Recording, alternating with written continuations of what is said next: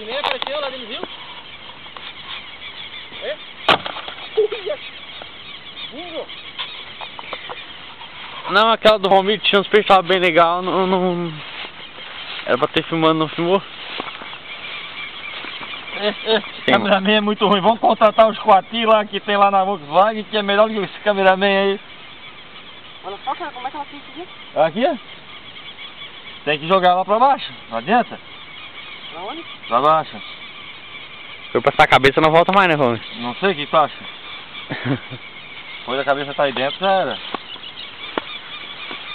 Aí, ó. Tá aqui o bicho.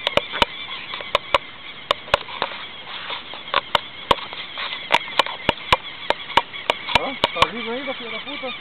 Não, tá não.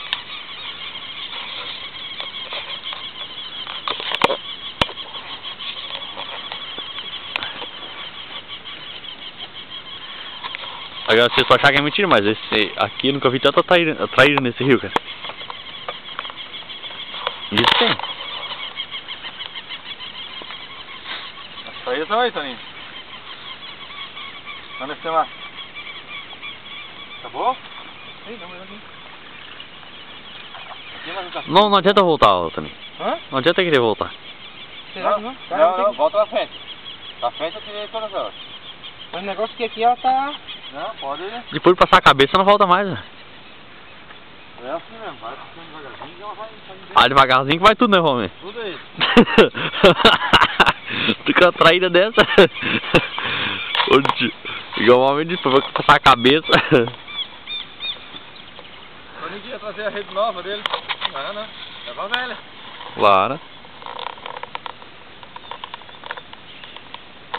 Ué, traíra é uma carne gostosa, né? Eu gosto de traíra. Tu gosta de traíra? É, melhor carne tem pra comer de peixe, né? O negócio tá embolou tudo aqui, cara. Não, foi só puxar. Peraí. Oh, pelo ronco, pelo berro.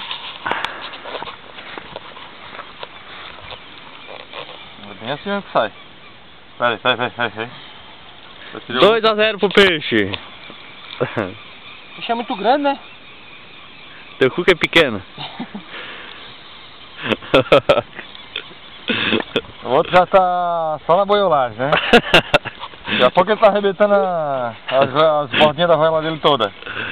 Só tá querendo meter, mas daqui a pouco tá arrebentando. Homem, foi pra sua cabeça. Ai, tá aí o bicho.